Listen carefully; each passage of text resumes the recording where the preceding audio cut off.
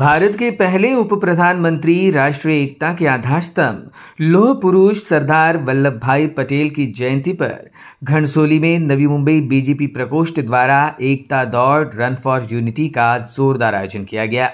इस खास मौके पर राज्य के वन मंत्री गणेश नाइक उपस्थित रहकर इस मैराथन को हरी झंडी देते नजर आए, जहां उनके साथ पूर्व सांसद डॉक्टर संजीव नाइक, बीजेपी जिलाध्यक्ष डॉक्टर राजेश पाटिल, नवी मुंबई बीजेपी युवा मोर्चा के अध्यक्ष निकेतन पाटिल सह तमाम पदाधिकारी, कार्यकर्ता और नागरिक तथा छात्र उपस्थित थे।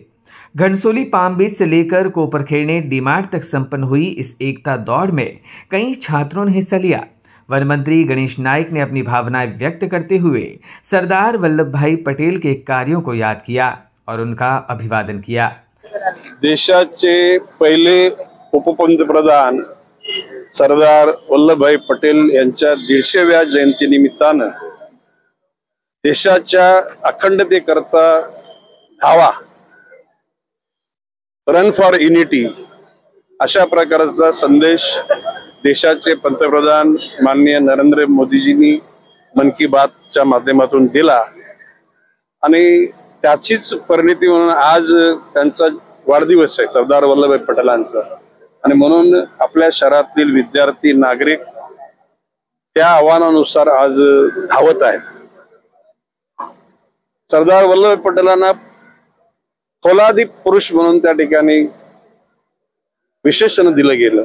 फौलादी म्हणजे की माणसाचं शरीर काही लोखंडाचं नसतं, परंतु निग्रह आणि आग्रह अशा प्रकारची राष्ट्राच्या प्रति प्रेम असल्याशिवाय मानवतेला निश्चितपणे सन्मान करण्याच्या अनुषंगाने जे विचार पुढे येतात अशा निश्चय केलेल्या लोकांना लोह पुरुष वगैरे अशा प्रकारचे उपाध्याय मिळतात।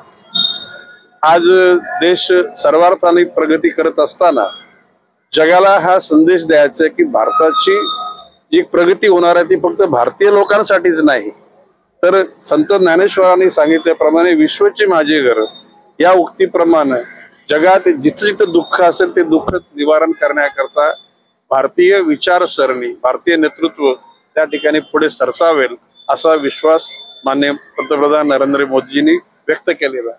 भविष्यकाल भारत सर्वार्थाने आरोग्य, शिक्षण, उद्योग, व्यापार, साहित्य आणि असं एकही क्षेत्र राहणार नाही की ज्या ठिकाणी भारताचा नागरिक वंचित राहील आणि भारताच्या नागरिकांचं परिपूर्ण जीवन झाल्यानंतर किंवा त्याच्या सायमल्टेनियसली म्हणजे समांतर पद्धतीने जगामध्ये जिथं जिथं दुःख असेल ते दूर करण्याचा प्रयत्न केला जाईल अशी पंतप्रधानांची मनाची भावना आहे आणि ती साकार करण्याकरता आपण सगळेजण एकूण पाऊल पुढे टाकलेले आपण आणि त्याच अनुषंगाने आजची दौड आहे।